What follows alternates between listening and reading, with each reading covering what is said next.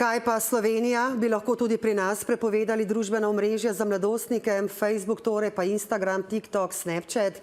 Sami ne. Zakonodaja se bo sprejemala na ravni Evropske unije, tako pravijo na Ministrstvu za digitalno preobrazbo.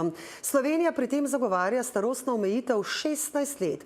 Preverjanja starosti pa ne bi prepustili tehnološkim gigantom, kot je Meta, ampak bi jo preverjali za evropsko digitalno denarnico. In kdaj lahko torej pričakujemo omejitve, med drugim tudi Instagrama in TikToka? Urša Vrečar. Depresija, nizka samopodoba, osamljenost, zasvojenost, spletno nasilje, dostop do neprimernih vsebin.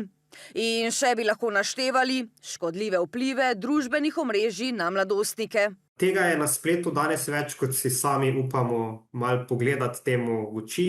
Zelo normalizirano že to, da neke oblike, različne oblike spletnega nasilja, tudi neprimerne vsebine, ki jih mogoče dobim na svoj telefon od znanih ali neznanih oseb, da je to zelo normalizirano in da pogostokrat starši nimajo niti pojma, kaj se sploh tam njim zares nekako dogaja. Kar polovica osnovnošolcev pri nas je že doživela eno od oblik spletnega nasilja, med dekleti pa je ta številka še višja, je pokazala letošnja raziskava spletnega nadlegovanja med mladimi. Tudi med srednješolci so številke visoke, kar 58% srednješolk pa priznava, da so bile žrtev spletnega nasilja. Vsaka 10. pa je že doživela spletno spolno nadlegovanje. Je rešitev našla Avstralija? Kako se bo razpletel veliki družbeni eksperiment, kot bi lahko poimenovali prepoved družbenih omrežij, spremlja praktično ves svet. Bi ga morala posnemati tudi Slovenija? Jaz mislim, da do nekatere starosti ja, zaradi tega, ker je pač prevelik spekter vsega, kar lahko mladi gledajo.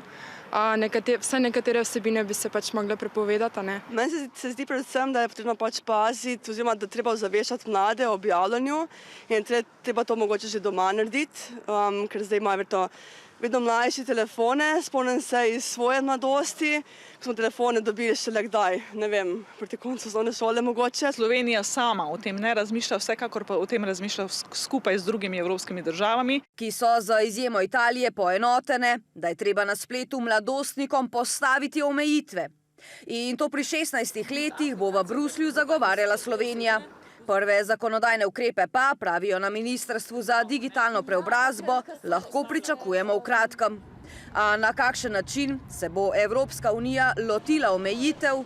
Očitno ne povsem po zgledu Avstralije, ki je preverjanje starosti prepustila kar družbenim gigantom, ampak v okviru Evropske digitalne denarnice tam notri je možno zastaviti takšno rešitev, ki bi omogočala, da se samo sporoči, ali je uporabnik dovolj star, da torej dosega to starostno mejo, ostalih osebnih podatkov pa se ne posreduje nobeni aplikaciji. Prepovedi in omejitve niso dovolj, dodaja, mlade je treba ozaveščati o pasteh družbenih omrežij. Jim je že zdaj v fizičnem svetu bilo na račun uporabe družbenih omrežij dostikrat vzeto otroštvo ali pa ure otroštva in to ni dobro. Splošno prepoved teh zadev je lahko del te večje sestavljanke, ni pa to celotna slika. Se strinja Gumzej, mladostniki bodo namreč vedno iskali in tudi našli poti mimo postavljenih omejitev.